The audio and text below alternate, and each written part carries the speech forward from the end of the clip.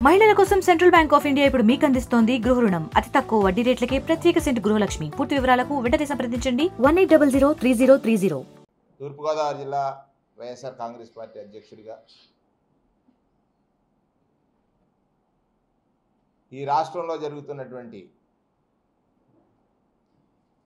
పరిపాలనా వైఫల్యాల మీద ప్రజలకు వివరణ ఇవ్వాలి. ప్రజలకు వాస్తవాలని ఎప్పటికప్పుడు తెలియజేయాలి. నిత్యం అసత్యాలతోటి నిజం మాట్లాడకుండా ప్రజల్ని వంచించి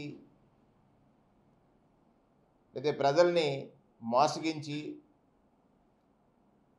ఓటు వేసిన తర్వాత ప్రజలు ఏమీ చేయలేరనేటువంటి ఒక అతి విశ్వాసంతో ఈ ప్రభుత్వం గడిచిన 100 రోజులు పాలన సాగించింది.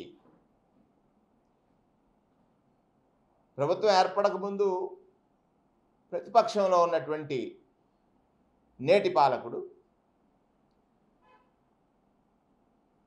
భారతీయ Janata party, Janasena party, Telugu Desam party 3 పార్టీలు కలిసి ఎన్నికలు వెళ్ళే తరుణంలో ప్రజలకు అనేకమైనటువంటి హామీలను ఇచ్చారు.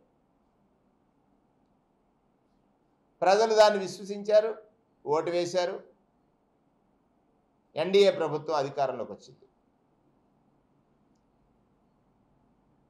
అధికారంలోకి వచ్చినటువంటి పాలకుడి యొక్క లక్ష్యం ఏముండాలి? ఎన్నికల ముందు మనం ఏది ప్రజలకు చెప్పామో దానిని అమలు చేయడానికి ఏ విధంగా మనం ప్రయత్నం చేయాలి. వచ్చిన మొదటి రోజు నుండే ఖజానా ఖాళీ అయిందనేటువంటి ఒక నాటకం.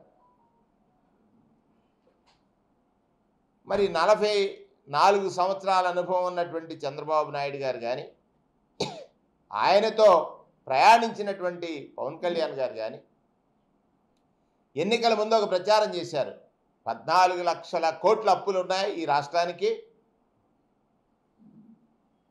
14 లక్షల కోట్ల రూపాయల అప్పులు పాలు చేశాడు జగన్మోహన్ రెడ్డి గారు అనేటువంటి ఒక అసత్యాన్ని రోజు వారి పత్రికల ద్వారా, వారి సోషల్ మీడియా ద్వారా, వారి మీడియా ద్వారా ప్రజలకి చేరవేయడంతో ప్రజల మనసులను పూర్తిగా విరిచివేసి అధికారం సాధించారు. అధికారంకి వచ్చిన తర్వాత వాస్తవానికి అప్పులు చూస్తే 7,48,000 కోట్లు ఉన్నాయి, 14 లక్షల కోట్లు లేవు. కానీ అప్పటి వరకు జరుగుతున్న సంక్షేమం కానీ పాలన కానీ వాటి నుంచి ప్రజల దృష్టిని మరల్చడం కోసం ఒక నాటకానికి తెరదీసి అప్పుల గురించి ఒక ప్రధానమైనటువంటి మాటలు చెప్పారు. దానికి ప్రతిపక్షంలో ఉన్నటువంటి జగన్మోహన్ రెడ్డి గారు వివరణ ఇచ్చారు. ఆ వివరణని తట్టుకోలేనటువంటి చంద్రబాబు నాయుడు గారు రోజుకొక డైవర్షన్ పాలిటిక్స్ చేస్తున్నారు. ప్రజలు ప్రభుత్వం పైన వ్యతిరేకంగా మాట్లాడుకుంటున్నారని ఏమాత్రమా తనకు అనుమానం కలిగిన ఒక డైవర్షన్ పాలిటిక్స్ని తెర మీదకి తీసుకురావడం అనేటువంటిది పరిపాటిగా ఈ ప్రభుత్వానికి ఉంది అనేటువంటి వాస్తవాన్ని ప్రజలు గ్రహించాలని ఇవాళ వరదల సమయంలో ప్రజల పడ్డ ఇక్కట్లు డైవర్ట్ చేయడానికి కృష్ణానదిలో బోట్ల నాటకం వచ్చింది. తాను సరైన సమయంలో ప్రజల్ని అప్రమత్త పరచని కారణం చేత 60 మంది అఫీషియల్గా, వందల సంఖ్యలో అనఫిషియల్గా మరణాలు జరిగితే దాని మీద ప్రజలు చర్చించుకుంటారు అనేటువంటి విషయం తెలిసిన వెంటనే దాన్ని డైవర్ట్ చేయడానికి బోట్లలో ప్రతిపక్షాన్ని బోట్లు కృష్ణానదిలో కొట్టుకొచ్చి ఆనకట్టకు గుర్తుకుంటే దానికి ప్రతిపక్షం కారణం అనేటువంటి ఒక డైవర్షన్ పాలిటిక్స్.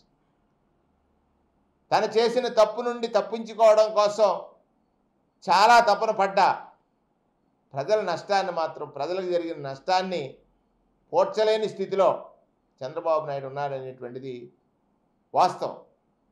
ఆ విషయాన్ని ప్రజలు గ్రహించారు. ఇలా ప్రతి విషయంలోనూ ఒక డైవర్షన్ పాలిటిక్స్ని ఆయన ఎంచుకున్నాడు. లేకపోతే పరిపాలకుడిగా ఉన్నటువంటి చంద్రబాబు నాయుడు ప్రతిరోజు తానిచ్చిన మాట నుండి తప్పుకోవడం కోసం ప్రజల దగ్గర ఒక అబద్ధాన్ని, ఈ రాష్ట్రంలో ఖజానా ఖాళీ అయిపోయిందని, నేను భయపడిపోతున్నానని.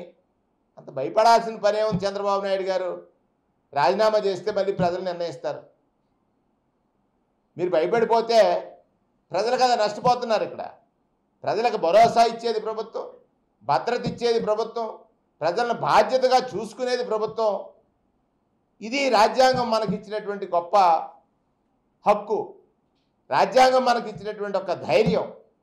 ఈ దేశంలో పేదరికంలో ఉన్న వాడికి భద్రతను కల్పించడమే ప్రభుత్వాల యొక్క లక్ష్యాలు అయి ఉండాలని నాడు బాబాసాహెబ్ అంబేద్కర్ రాజ్యాంగాన్ని రచించారు. మీరు ఆ రాజ్యాంగాన్ని ఫాలో అవుతున్నారా?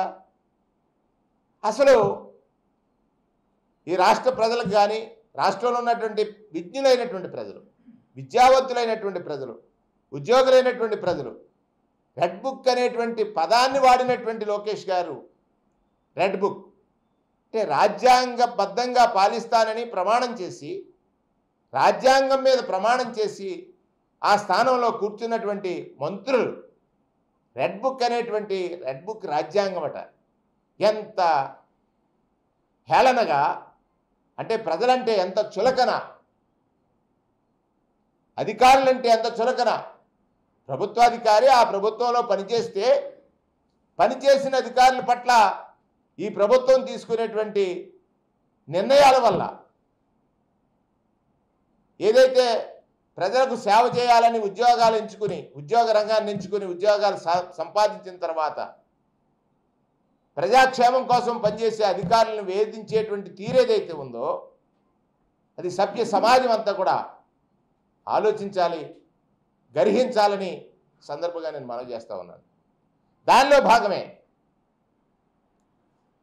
ఎవరైతే పేదలున్నారో, దళితులు ఉన్నారో, బలహీన వర్గాలు ఉన్నారో, మైనారిటీలు ఉన్నారో, పేదరికంలో కొట్టుమిట్టి వారు ఉన్నారో వారికి వైఎస్ఆర్ కాంగ్రెస్ పార్టీ ఊరటనిస్తుందని, వైఎస్ఆర్ కాంగ్రెస్ పార్టీ పట్ల వారు అభిమానంగా ఉన్నారని ఇవాళ వారి మీద దాడులు. నిన్న కాకినాడలో జరిగినటువంటి ఉదంతం చూసినట్లయితే అక్కడ శాసనసభ్యుడిగా ఉన్నటువంటి నానాజీ గారు చేసినటువంటి ఏదైతే మాటలు ఉన్నాయో అది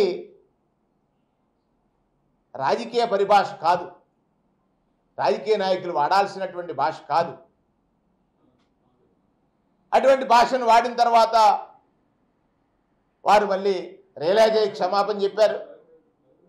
కానీ జరిగినటువంటి తీరుని సమాజం ఒకసారి గమనించమని పార్టీ అధినేత అయినటువంటి పవన్ కళ్యాణ్ గారిని, పవన్ కళ్యాణ్ గారు వారిని కోరుతున్నాను. ఇక కొత్తగా రెండు విషయాలు మీ ద్వారా ఒక్కటి కాదు, రెండు కాదు, ఈ రాష్ట్రంలో 100 రోజుల్లో ప్రజలు పడుతున్న ఇక్కట్లు ఇంకొక పర్యాయం నేను మాట్లాడతాను. ఇవాళ పవన్ కళ్యాణ్ గారు ప్రాయశ్చిత్త దీక్ష చేస్తారట. అంటే చంద్రబాబు నాయుడు గారు తప్పు చేశారని ఆయన ఒప్పుకొని వెంకటేశ్వర స్వామి కలియుగ ప్రత్యక్ష దైవం, ప్రపంచ దేశాల్లో వెంకటేశ్వర స్వామి వారి యొక్క లడ్డూ ప్రసాదానికి ఉన్నటువంటి పవిత్రత, సాక్షాత్ ప్రధానమంత్రి ఆ రోజు అయోధ్య రామ మందిరానికి అవసరమైనటువంటి ఏదైతే నిర్వహణ విధి విధానాలు ఉన్నాయో తిరుపతిని మోడల్గా తీసుకుని పనిచేసినటువంటి పరిస్థితులు ఉన్నా కూడా మీరు భాగస్వామి అయినటువంటి భారతీయ జనతా పార్టీ ప్రభుత్వం, కేంద్ర ప్రభుత్వం తిరుపతిని మోడల్గా తీసుకుని పనిచేయమని చెప్పినటువంటి పరిస్థితులు ఉంటే ఇవాళ డైవర్షన్ పాలిటిక్స్. అంటే పవన్ కళ్యాణ్ గారు ప్రాయశ్చిత్త దీక్ష చంద్రబాబు నాయుడు గారు తప్పిదాలను క్షమించు స్వామి అని చేస్తున్నారా? పవన్ కళ్యాణ్ గారు ప్రాయశ్చిత్త దీక్ష చంద్రబాబు నాయుడు గారు రాజకీయాల కోసం నిన్ను వాడుకుంటున్నాడు స్వామి, దాని నుంచి మాకు రక్షణీయని చేస్తున్నారా? మీరు చేసేటువంటి ప్రాయశ్చిత్త దీక్ష చంద్రబాబు నాయుడు గారు తిరుమల పవిత్రతని మున్నెన్నడూ లేని విధంగా స్వామివారి యొక్క పవిత్రతని దెబ్బతీసిన విధానం చూసినట్లయితే దానికోసం చేయండి. ఆ ప్రాయశ్చిత్త దీక్ష చంద్రబాబు నాయుడు గారు చేసినటువంటి అపచారం ఏదైతే ఉందో, తిరుమలకు చేసిన అపచారానికి ప్రాయశ్చిత్త దీక్ష చేయాల్సినటువంటి అవసరం ఉంది. ఈ సందర్భంలో వారి తనయుడు లోకేష్ ఒక మాట చెప్పారు. అంటే ముఖ్యమంత్రికి ఏమీ సంబంధం లేదు, కేవలం ఈవోని అపాయింట్ చేసే అధికారం మాత్రమే ముఖ్యమంత్రి చేస్తారు అని చెప్పారు. ఎస్, మరి మీ తండ్రి ముఖ్యమంత్రి చంద్రబాబు నాయుడు గారు మరి ముఖ్యమంత్రి ఈవోని అపాయింట్ చేయడం మాత్రమే చేస్తారని చెబుతున్న మీకు తెలిసినటువంటి ఈ రాజ్యాంగంలో ఈ విధానం ఆయన జగన్మోహన్ రెడ్డి గారి పరిపాలనలో కూడా అదే చేస్తారు. జగన్మోహన్ రెడ్డి గారి మీద నింద వేయటానికి అంటే ప్రసాదంలో జరిగిన అపచారం అని మీరు అంటున్నారు.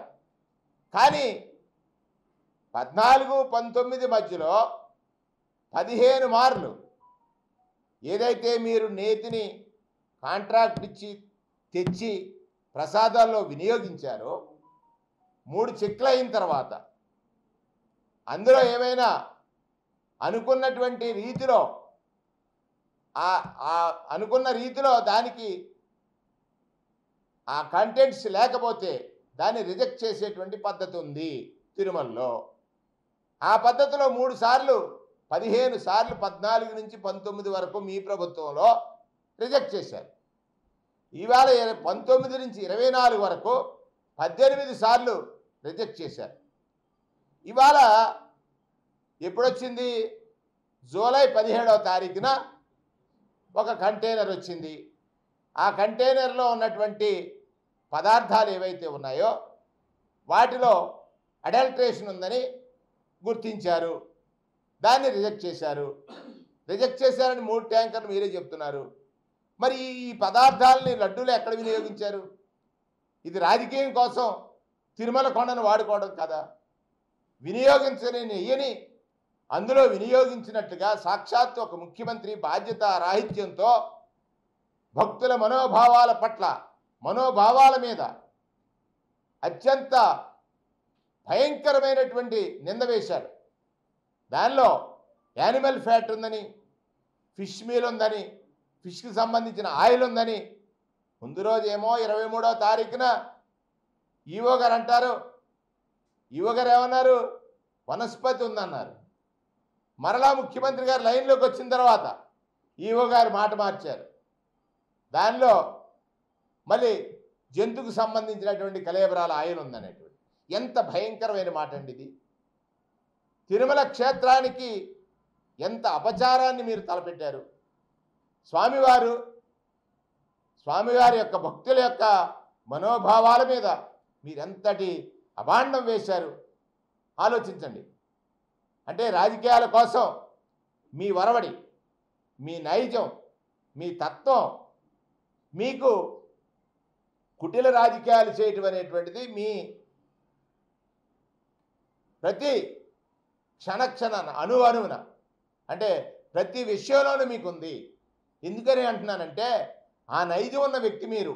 నాడు ఎన్టీఆర్ దగ్గర నుండి మీ ప్రతి రాజకీయం కూడా ఒక కుటిలత్వమే, మీ ప్రతి రాజకీయం కూడా ఒక కుట్రే, మీ ప్రతి రాజకీయ అడుగు కూడా ఒక కుతంత్రమే. దానికి అనేకమైన ఉదాహరణలు ఉన్నాయి. ముందుగా నింద వేస్తారు, మరలా మాట మారుస్తారు. చూడండి, భారతీయ జనతా పార్టీ నాయకులు ప్రధానమంత్రిని మీరు ఎన్ని మాటలు అన్నారు, మళ్ళీ అదే ప్రధానమంత్రిని ఎలా పొగుడుతున్నారు. ఇవాళ అంటే ప్రజల దృష్టి మరల్చడం ద్వారా మీరు అనుకుంటున్నారు జగన్మోహన్ రెడ్డి గారి మీద మీకు కక్ష ఉంది, జగన్మోహన్ రెడ్డి గారు అంటే మీకు భయం ఉంది, జగన్మోహన్ రెడ్డి గారి రాజకీయాల పట్ల మీకు ఒక ఆందోళన ఉంది, దాని నుండి డైవర్ట్ అవడం కోసం ఇవాళ తిరుమల వివాదాన్ని, తిరుమల క్షేత్ర మహిమని మీరు ఇవాళ మీ రాజకీయాలకి ఫణంగా పెట్టారు. వెంకటాద్రి సమస్థానం బ్రహ్మాండే నాస్తికించిన వెంకటేశ సమో దేవో నభూతో నభవిష్యతి. ఇది కదా మన ఆర్యోక్తి. వెంకటేశ్వర స్వామి వారి పట్ల ఎవరైతే అపచారం చేస్తారో ఆ అపచారం చేసిన వారికి తగిన శిక్ష ఆయన విధిస్తాడు. మరిన్ని వీడియోస్ కోసం ఛానల్ ని సబ్స్క్రైబ్ చేయండి, లేటెస్ట్ అప్డేట్స్ కోసం వాట్సాప్ ఛానల్ ని ఫాలో చేయండి అండ్ లింక్ డిస్క్రిప్షన్ లో ఉంది.